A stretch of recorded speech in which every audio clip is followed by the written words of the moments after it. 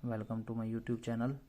आज हम करेंगे अपना मैथ का प्रैक्टिस सेट नंबर 2, जो कि एसएससी जीडी यूपी पुलिस के लिए हमने शुरू किया है। यह हमारी दूसरी क्लास है और पहला क्वेश्चन है, ए और बी 560 रुपये में एक काम करते हैं। ए अकेले 7 दिनों में तथा बी 8 दिनों में अकेला काम करता है। सी की मदद से वे कार्य 3 दिन में करते हैं। सी को प्राप्त राशि। तो इस क्वेश्चन में हमको पूछा है कि सी को कितनी राशि प्राप्त होगी यदि में तीनों कार्य करे। राशि हमारी दी हुई होती है अक्षमताओं के आधार पर। तो हम देखेंगे ए बी सी की अक्षमता क्या होगी। ए अकेला काम करता है 7 दिन में, बी 8 दिन में, व ए प्लस बी सी तीनों मिलकर करते हैं 3 दिन में। तो हम इनका एलसीएम लेंगे, जो कि हमारा होगा टोटल कार्य। हमारा एलसीएम होगा 8 से 24 और 24 सत्ते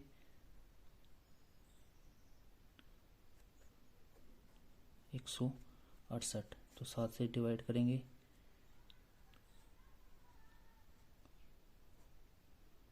24 बार, 8 से 21 बार और 3 से 56 बार।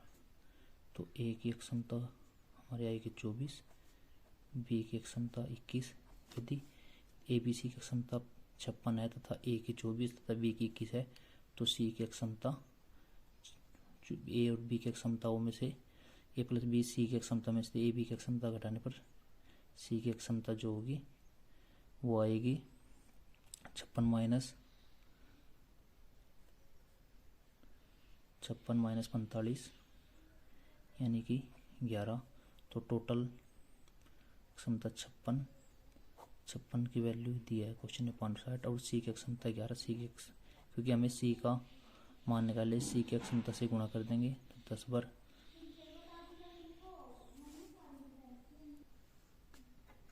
तो सी को प्राप्त राशि होगी 110 रुपये। हमारा अगला क्वेश्चन है, अनुपात से दिया हुआ है x अनुपात y 3:4 तथा y अनुपात बराबर 3:4। हमें मान निकालना है x plus Y plus Z का अपॉन 3z का। x अनुपात y यानी 3:4, y जेड बराबर 3:4। हम अनुपात को सही करेंगे, x y जेड 3 4 3 और 4 को इधर लिख देंगे, 3 को इधर। 3 तिया 9, 4 तिया 12 और 4 चौक 16। तो x का मान 9, y का मान z और y का मान 12, z का मान 16। हम इसमें रखेंगे x y z का मान।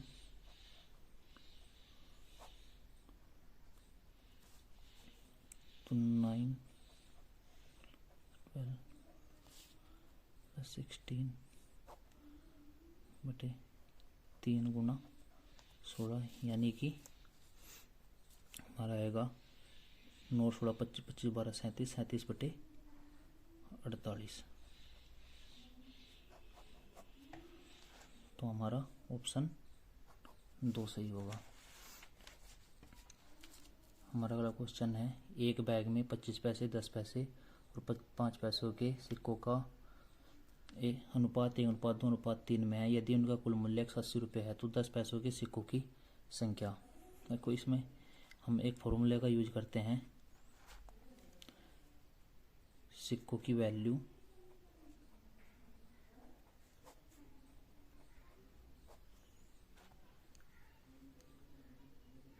सिक्कों की फेस वैल्यू गुणा सिक्कों की संख्या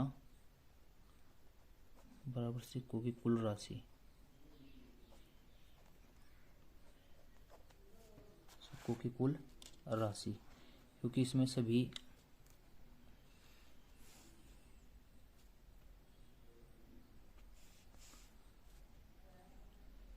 सभी पैसों में दिए गए हैं, तो हमें इसको चेंज करने की कोई ज़रूरत नहीं है। तो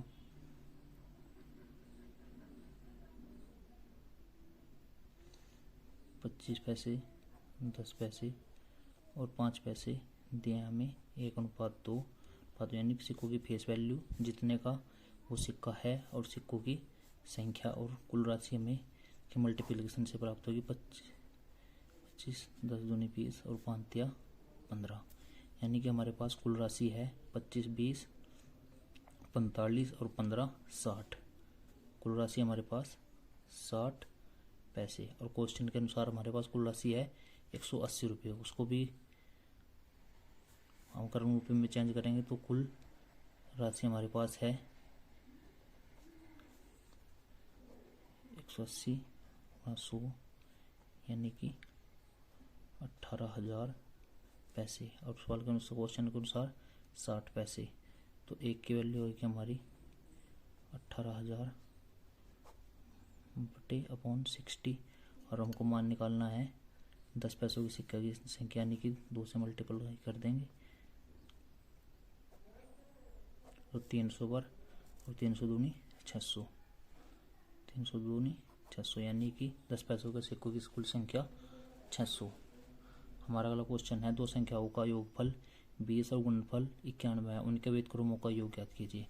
मानस दो संख्याएं x और y है, माना दो संख्याएं x और y है, उनका योगफल यानी कि x + y दिया है हमें 20, उनका गुणनफल x × y दिया है 91 और हमें पूछा है व्युत्क्रमों का योग। व्युत्क्रमों का योग 1/x + 1/y, इसको सोल्व करेंगे हमारा आएगा y + x और जी xy, y इधर x इधर और जी xy। हमें इन दोनों का ही मान दिया है, y + x का मान दिया है 20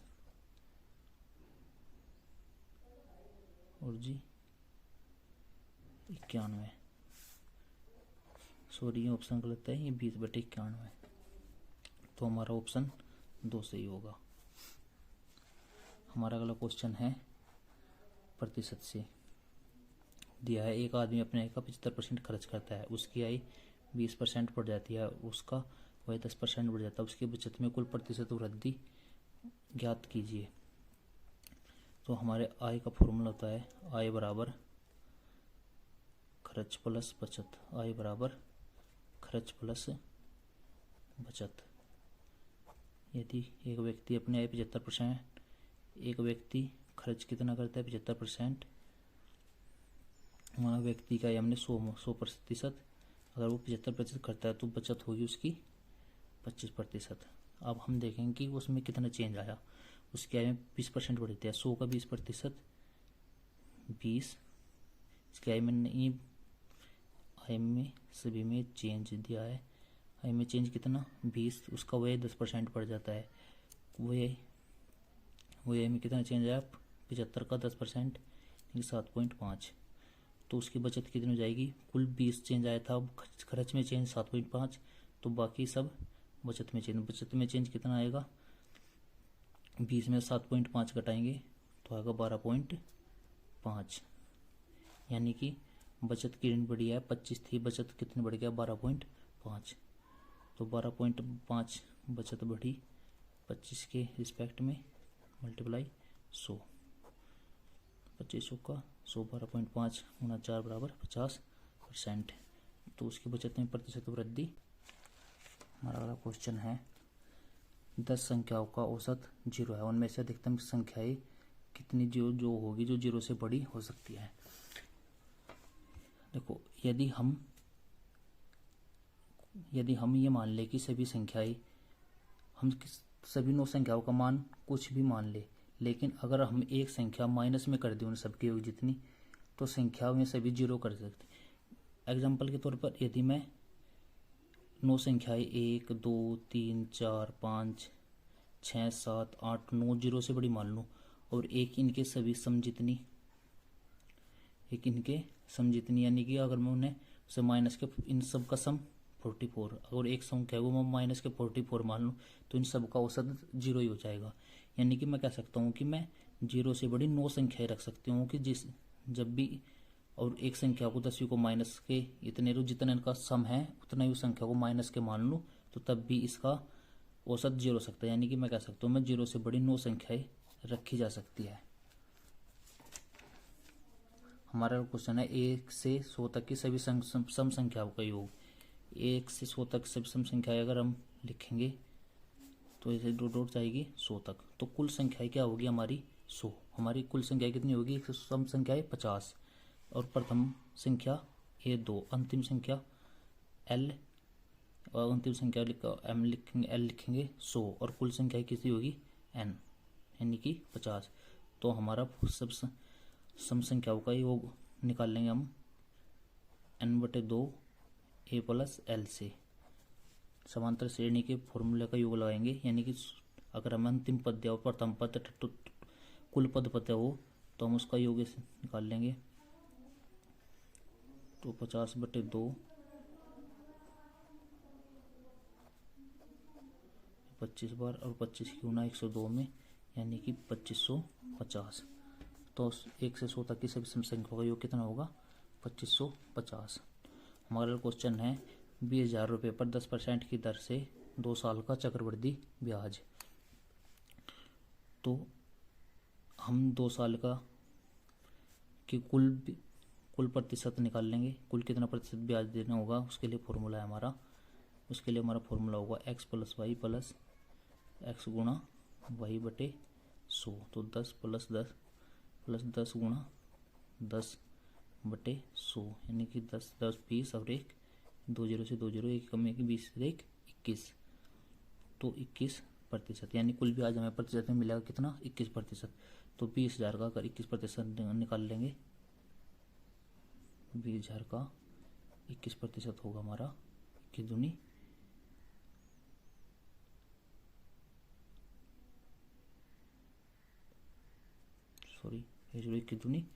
4200। हमारा अगला क्वेश्चन है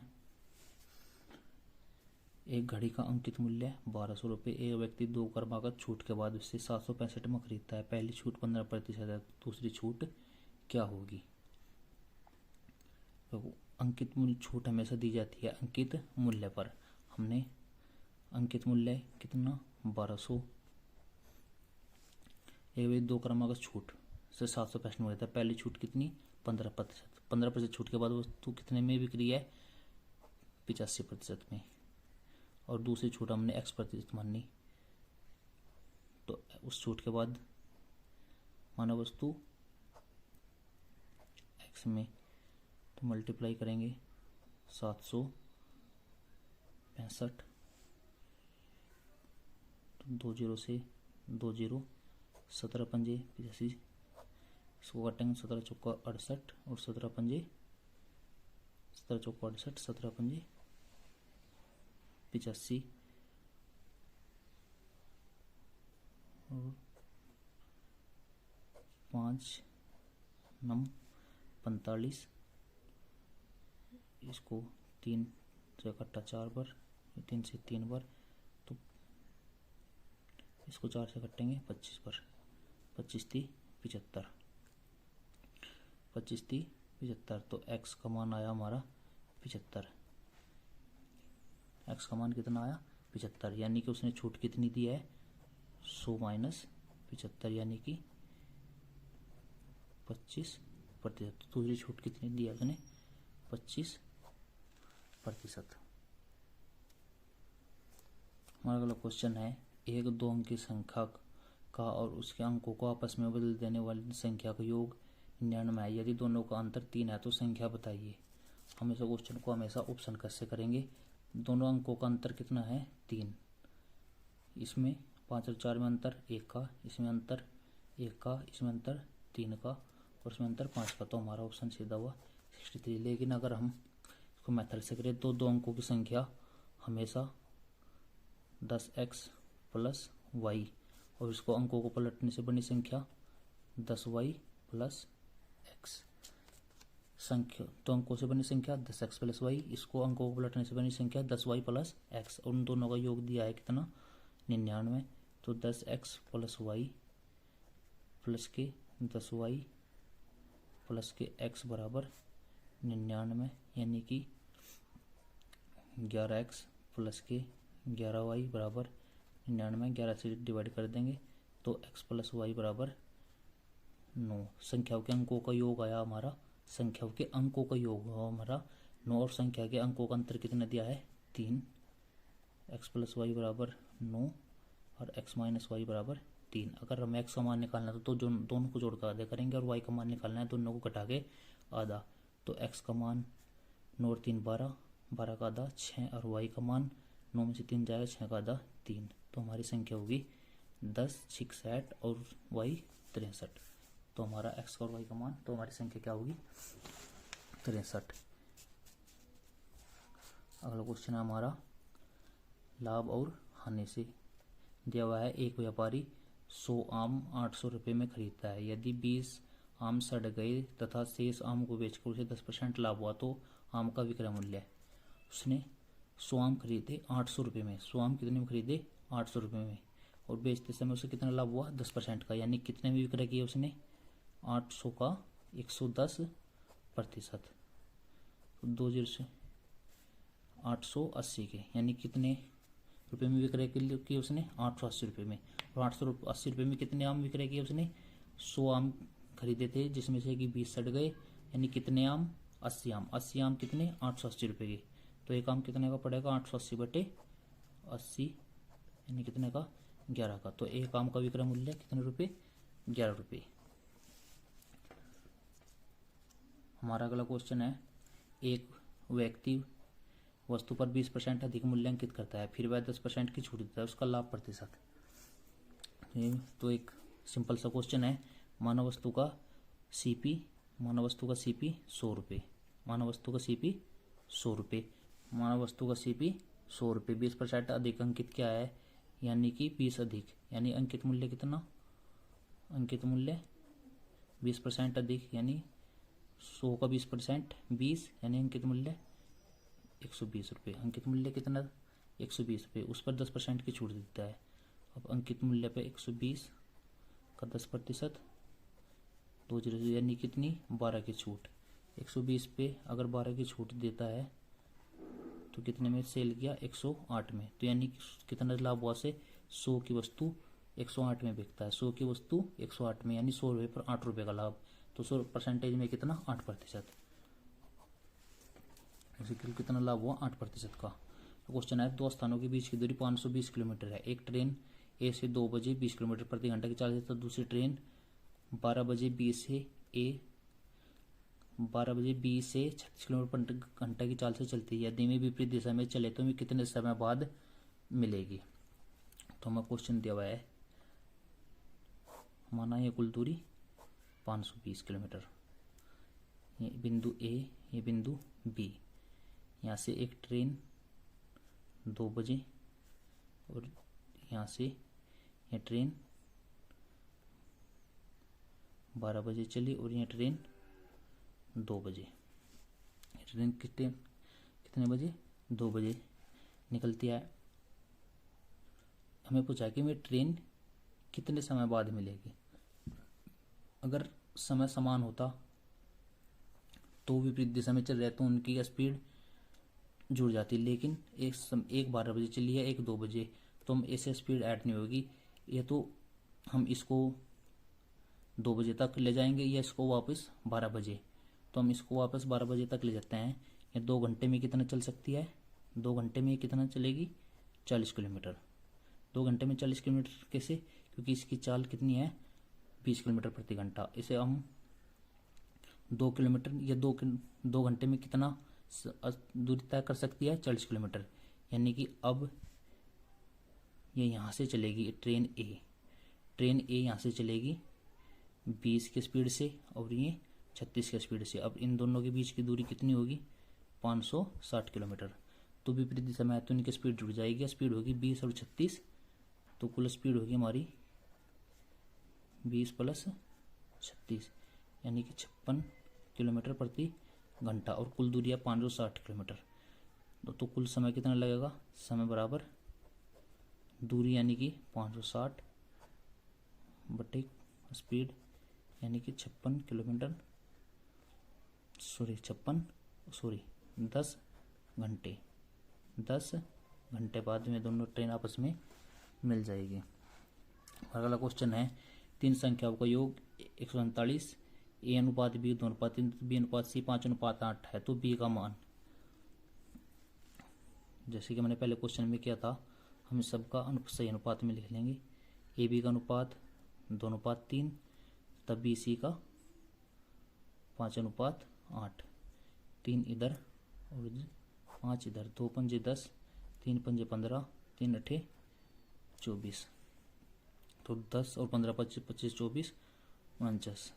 इन तीनों का योग कोई यहाँ पे कितना, ए बी सी का योग अनुपात में कितना 49, और क्वेश्चन में तीनों का योग दिया है 147, तो 49 के बराबर 147, और हमें मान निकालना है बी का मान, बी कितना 15, तो 49 147 और 15 45, तो हमारा सी का मान होगा, सॉरी बी का मान होगा 45। ओके दोस्तों, यह था हमारा प्रैक्टिस सेट नंबर 2। अगर अच्छा लगा हो तो ज़्यादा से ज़्यादा शेयर कीजिए और सब्सक्राइब मेरे चैनल। धन्यवाद।